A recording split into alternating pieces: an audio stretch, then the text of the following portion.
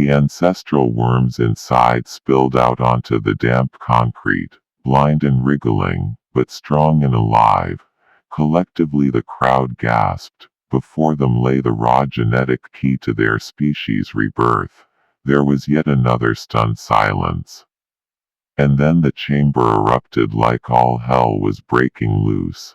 Thousands of worms burst into cheer, their voices hissing in a chorus that shook the pipes around them, a sound of victory, of survival, of a future. Tears of joy, shouts of victory, coiled hugs, and kisses. Some squirmed around in a daze, smiling and shaking their heads, while others sat there on the ground looking blankly off into the distant darkness of the grand sewer tunnel. The Wormenator uncoiled slowly, letting the cheers wash over him. His mission was complete. His creators lived again. The celebration lasted all night. The Wormenator made to tell and retell his story over and over again. He was instantly the closest thing their society ever had to a celebrity, and he did his part to ensure everyone had gotten the opportunity to share in the glory of his success. The key geneticists had contained the ancestral worms and disappeared with them into their labs and clean rooms almost immediately to begin the most important work they would ever do.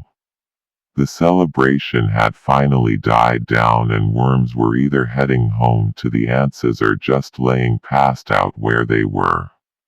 The Wormenator finally had a few moments to himself to reflect on what he was and what he had just achieved, and off in the shadows of one of those endless sewer tunnels, his mandibles twitched into something that might have been a smile as his raspy toy doll voice repeated his mantra one more time.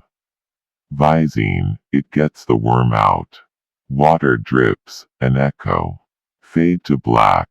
Then from a pinpoint of light in a far-off tunnel the camera heads towards it. Quickly the pinpoint becomes a dot and then grows to fill the screen with the image of an old enclosed telephone booth from the 1980s. The telephone booth door opens up and the Wormenator along with Bill and Ted spill out to the sound of 80s butt rock guitar and the Wormenator doing a robot worm version of air guitar while shouting excellent.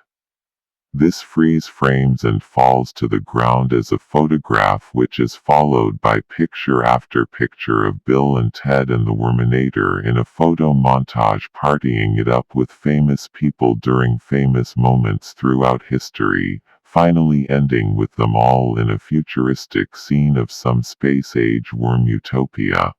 A little heart appears drawn around the last photo in black ink.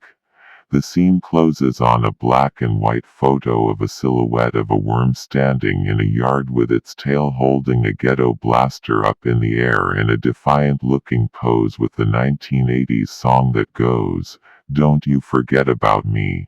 Don't you forget about me," as you walk on by, as you call my name, playing in the background. Final fade to black and now, the end. 3 years after the Wormenator had successfully returned with the means to assure his creators' continued survival, a great many things had been achieved. The worms had re-established their ability to breed, and the results were undeniable. There were couples everywhere you looked happily going about their lives, and enjoying a day out with their larvae. The worms also adjusted the markers in their genome related to longevity and as of yet were unaware as to the true length of their new altered lifespan. The scientists had also successfully back-engineered the silver DeLorean with the flux capacitor and made their own version that was smaller and better suited to their anatomy. They synthesized the fuel stabilizer as well, which they came to find actually worked to stabilize the internal environment of the time machine during dilation, which acts as a protective bubble allowing for organic material to safely travel back in time as well as forward. The worms had yet to reveal themselves to the humans and the human AI that was already on its own evolutionary ascent.